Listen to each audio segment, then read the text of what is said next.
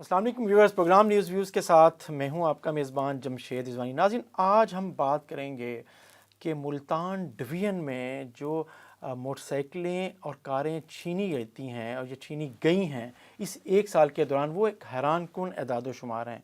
नासिर महमूद शेख हमारे साथ हैं, कॉलम निगार हैं, समाजी कारकुन हैं। वो ये एदाद शुमार इस तरह के शेयर करते रहते हैं, अपने कंसर्न शो करते रहते हैं।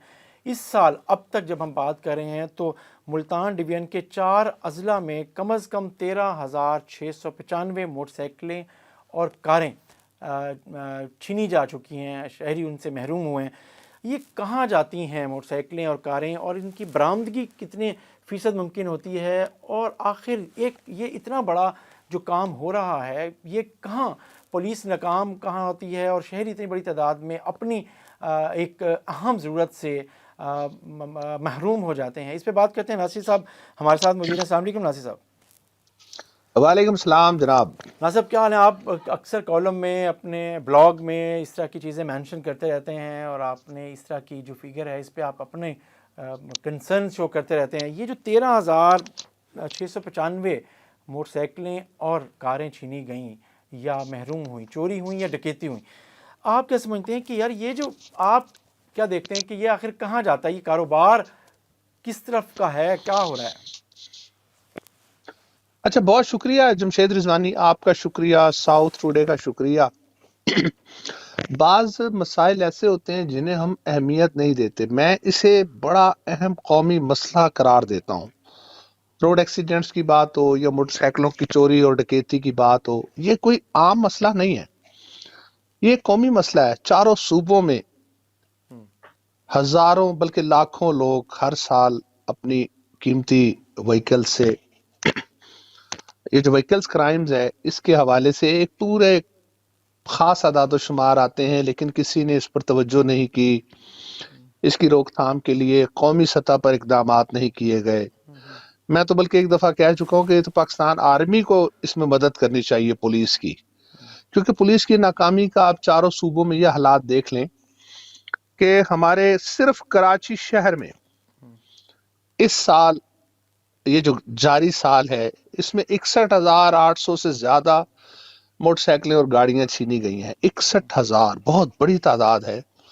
और अभी आप मुल्तान के आदाद शुमार बता रहे थे, तो मुल्तान के अलावा ये पूरे रीजन की बात हो रही थी, हमारे जो अजला हैं। इस तरह पंजाब के मुख्तलिफ इलाकों के जब हम आदाद शुमार देखते हैं तो बहुत अफसोस होता है कि इस पर कभी आवाज नहीं उठाई गई, इस पर नासिर, पुलिस आप ने जो कोई बात कर कौमी रहे हैं सतह ये पर। आम आदमी, आपने आम आदमी की बात है, लेकिन उनका ये बहुत ही ख़ास मसला है, और उनकी सबसे बड़ी, आपको पता है कि अहम ज़रूरत भी यही है, और उनकी कीमती चीज़ भी यही है, और उसके महरूमी के बाद वो कितना अरसा वो खड़े ही नहीं हो सकते अपने पाँव पे इस नुकसान के बाद।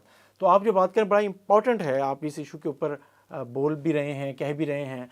आप ये जो बात कर रहे थे, आप समझते हैं कि अब हमारे यहाँ उतनी अहमियत हासिल क्यों नहीं होती इस रिकवरी में? जो इतने बड़े केसेस, हम सिर्फ मुल्तानी की बात कर लेते हैं, पहले फोकस करते हैं। तो आपने ख़ुद भी बात की कि 13,695 मोटरसाइकिलें, आखिर पुलिस की जो बरामदगी है कितने % आप देखते हैं, जो पुलिस क्लेम भी करती है कि इनमें से, अगर हम सिर्फ मुल्तान की बात करें, कितने % कामयाबी हासिल होगी मुल्तान रीजनल पुलिस को, या हो सकती है? रिजवानी साहब, ये आपने जो अब सवाल किया, ये हमें आखिर में करना है। हमें सबसे पहले ये देखना है कि हमारे जो व्हीकल्स क्राइम्स हैं इसकी वजूहात क्या हैं, और इसकी रोकथाम कैसे हो सकती है, और पुलिस किस हद तक इसमें कामयाब होती है। आप देखें, आपको याद होगा कि हमारे यहाँ सबसे ज्यादा कारपोरेशन ने या जिले इंतजामिया ने जो साइकिल स्टैंड्स बने होते हैं उनको बाज़ औक़ात छापे मारते हैं, रोकते हैं। और मैं तो कहता हूँ ये जगह जगह साइकिल स्टैंड्स, पार्किंग स्टैंड्स होने चाहिए, ताकि लोगों को एक एहसास तहफ़्फ़ुज़ हो। या तो आप शहर में पहले चोरों को पकड़ लें, डकैतों को पकड़ लें, आइंदा के लिए लोग बेखौफ हो जाएंगे, यार मैं अपनी मोटरसाइकिल कहीं भी खड़ा करूंगा तो मुझे मोटरसाइकिल से महरूम नहीं होना पड़ेगा। दूसरी बात है, मोटरसाइकिल के मामले में हम थोड़े से गफलत भी करते हैं, हम ऐसे ही लावारिस खड़ी कर देते हैं। लेकिन ब्लॉक ये नहीं लगाते। लाशऊर में हमारा एक एतमाद होता है पुलिस पर, इदारों पर, कि यार मेरी मोटरसाइकिल खड़ी है तो कौन उठा सकता है। लेकिन अब ये मुल्तान ضلع کی آپ نے بات کی، ملتان ضلع میں 9,000 کے قریب اس سال، یہ سب سے بڑی تعداد ہے۔ اس سے پہلے نارملی 4,000 5,000 ہوتی تھی۔ اور رضوانی بھائی آپ کو یاد ہوگا کہ شروع میں جو ہمارا ایک اندازہ تھا کہ ملتان سے یا گرد و نواح سے جو موٹر سائیکلیں گاڑیاں چوری ہوتی ہیں تو یہ شاید بلوچستان کے راستے رکنی اور دیگر علاقوں میں جاتی ہیں، لیکن اب یہ کچھ نہیں لگ رہا۔ اتنی بڑی تعداد جو ہے یہ صوبے کی سرحد یا ڈویژن کی سرحد پار کر کے نہیں جا سکتے۔ یہ یہیں کچھ ایلیمنٹس موجود ہیں، یہیں کچھ میرا خیال ہے، جیسے میرا اندازہ ہے کہ کباڑ کا کام کرنے والے ہیں یا موٹر سائیکل کے جو سپیئر پارٹس والے ہیں، اور بہت سے لوگ پکڑے گئے۔ ایسا نہیں ہے پولیس نے اس میں ناکامیاں پولیس کو ملی ہیں، بہت سے لوگ پکڑے گئے ہیں، لیکن وہ فوراً ہی باہر آ جاتے ہیں۔ اس میں میرے پاس شواہد ہیں کہ بہت سے وکلا جو ہیں وہ ان گروپس کے ساتھ بالکل شانہ بشانہ شامل ہوتے ہیں۔ موٹر سائیکل سوار جیسے ہی پکڑے جاتے ہیں، وکلا کا ایک گروپ ہے جو ان کی ضمانتوں کے لیے تگ و دو کرتا ہے، اور وہ بہت جلد جیلوں سے چلے آتے ہیں۔ اب اس میں جو قانونی سکم ہے وہ یہ ہے کہ جب جس کی موٹر سائیکلیں چوری ہوتی ہیں تو لوگ ان کو بلواتے ہیں شناخت پریڈ کے لیے جیل میں۔ پھر اپنے کئی جان پہچان والے جن کی موٹر سائیکل چوری ہوئی تو ان کو جب شناخت پریڈ کے لیے جیل بلوایا گیا تو اتنا ان کو انتظار کرایا گیا، اتنی بار ان کو بلایا گیا کہ انہوں نے کہا یار چھوڑ دیں، جو نقصان ہونا تھا وہ ہو گیا، اب ہم یہ اتنا اپنی زندگی کو پریشانیوں میں ڈال رہے ہیں۔ تو یہ آسانیاں ذرا کریں پولیس اور عدالتیں، یہ تمام سٹیک ہولڈرز مل کر کام کریں۔ اور سب سے بڑی بات میں سمجھتا ہوں یہ جو ملتان میں آر پی او سہیل چودھری صاحب ہیں، ابھی جو سی پی او نئے ہیں، بڑے عزم کا اظہار کر رہے ہیں، یہ اگر مل کر تمام ساؤتھ پنجاب کے تینوں ڈویژن کے R P Os, additional I G, یہ سب مل کر ایک کانفرنس کریں، اس پر اس کو موضوع بنائیں، جیسے آج آپ نے اس کو اہمیت دی ہے، اس موضوع کو اس کو اہمیت بنائیں کہ یار ہم کیسے کریں، جیسے وہ کہتے ہیں نا نپ دا ایول ان دا بڈ، ہم اس جڑ کو کیسے پکڑیں، یہ کہاں سے یہ سٹارٹ ہو رہا ہے، کہاں سے اس کا خاتمہ ہونا چاہیے، کیسے چوروں کے گروہ کی، ڈکیتوں کی گروہ کی سرکوبی ہونی چاہیے۔ ڈکیتیاں ویسے کم ہیں، آپ نے نوٹ کیا ہوگا اس اعداد و شمار میں ملتان میں صرف 8 کاریں چھینی گئی ہیں اس سال میں، زیادہ تر چوری ہوئی ہیں۔ جی اس طرح سے موٹر سائیکلیں وہ بھی چھینی گئی کم ہیں، اور بہرحال جس کا نقصان ہوتا ہے اس کی چاہے گم ہو جائے چاہے چھینی جائے، اس کے لیے تو ایک ہی بات ہوتی ہے۔ تو میری تو یہی رائے ہے آپ کے اس پروگرام کے توسط سے کہ اسے ایک اہم قومی مسئلہ سمجھا جائے اور اس کے لیے کام کیا جائے۔ جیسے آج آپ نے آواز اٹھائی ہے تو تمام میڈیا کو اس پر آنا چاہیے اور اپنا اپنا کردار ادا کرنا چاہیے۔ تو اب ہم آپ کے اس سوال کی طرف آتے ہیں کہ پولیس کی برآمدگی کی جو شرح ہے، پولیس کی برآمدگی کی شرح میں اس میں 2 اقسام ہیں۔ آپ کافی عرصے سے صحافت میں ہے، کسی بھی تھانے میں چلے جائیں آپ کو موٹر سائیکلوں کے ڈھیر لگے نظر آئیں گے، انبار لگا ہوگا۔ یہ وہی موٹر سائیکلیں ہوتی ہیں جو یہ چوروں ڈکیتوں سے برآمد کرتے ہیں، لیکن یہ مالکان تک واپس نہیں پہنچائی جا سکتی۔ اس میں کچھ قانونی سکم ہوتے ہیں، ان کا انجن نمبر، چیسس نمبر اڑا دیا جاتا ہے، اور جس کی وجہ سے یہ دشواریاں آتی ہیں۔ اس پہ میرا خیال ہے خاص کوئی لاہ عمل اپنانے کی ضرورت ہے تاکہ پولیس کی جو نہ صرف آپ کو لاہ عمل اپنانے کی ضرورت ہے۔ اچھا، یہ وارداتیں پہلے بھی ہوتی ہیں اور ہمیشہ سے ہو رہی ہیں، لیکن مسئلہ یہ ہے کہ اس کو ہم سنجیدہ نہیں لیتے۔ جیسے آپ نے خود کہا کہ مدعی بھی سنجیدہ نہیں لیتا، وہ بھی اپنی اگلی کوشش میں لگ جاتا ہے کہ کیسے بندوبست کرے اور نئی موٹر سائیکل لیتا ہے کہ اس کا کام چل سکے، بچوں کو چھوڑنا ہے، لینا ہے، اسے کام پہ جانا ہے، واپس آنا، تو اس کے پاس اتنا وقت نہیں ہوتا، لیکن اس کا نقصان بہرحال بڑا ہوتا ہے اور وہ بڑے اس کو ٹائم لگ جاتا ہے۔ لیکن ہم اصل بات تو پھر وہی ہے کہ عام آدمی اس کو کس انداز میں یہ ریئلائز کروائے پولیس کو کہ یہ جو اس کے لیے کتنا اہم ہے۔ اور آپ جو بات کریں کہ ہم واقعی یہ اہم عام آدمی کا مسئلہ ہے، 13,000 لوگ جن کی ہم بات کر رہے ہیں، وہ 13,000 فیملیز ہیں جنہیں یہ نقصان ہوا ہے نا۔ تو ان فیملیز کی اپنے ایک آپ کو پتہ ایشوز ہیں اسی موٹر سائیکل نہ ہونے کی وجہ سے۔ تو جب تک آپ ناکامی، میرا خیال ہے جو سابقہ بھی پولیس افسران ہیں وہ یقیناً اس کو دیکھ تو رہے ہوتے ہیں، ان کے نظر سے یہ اعداد و شمار گزر بھی رہے ہوتے ہیں، لیکن اہم بات یہ ہے کہ اس کو روکا کیسے جائے۔ یہ تو بڑھ رہا ہے نا، پچھلے سال کی نسبت بھی آپ نے خود کہا کہ ملتان میں اس دفعہ دیکھیں کہ اس کے پرسنٹیج کیا ہوئی ہے، تو یہ رکے کیسے؟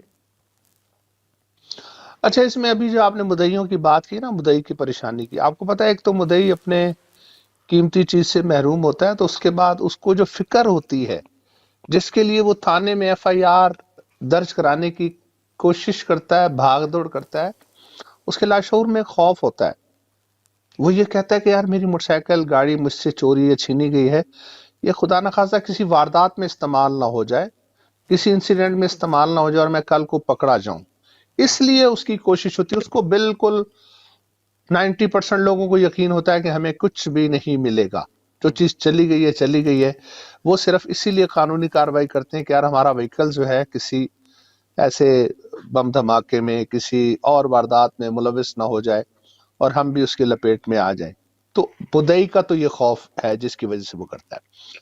پولیس کا جو اسکواڈ ہے، پولیس کی جو گاڑیاں چوری روکنے کے جو اقدامات ہیں، اس میں انہوں نے بہت سے لوگوں کو پکڑا. ڈسٹرکٹ جیل میں بہت سے لوگ، میں خود بھی ایک دو دفعہ شناخت پریڈ میں گیا ہوں اپنے ایک دوست جج کے ساتھ، تو میں نے اس طریقہ کار کو دیکھا، وہ خاصا مشکل تھا. ایک تو جج صاحبان پر اتنا کام کا بوجھ ہوتا ہے کہ وہ کہتے ہیں کہ ہم 4 بجے آئیں گے شناخت پریڈ کے لیے، تو یہ لوگ مدعی حضرات کو صبح 8 بجے بلا لیتے ہیں.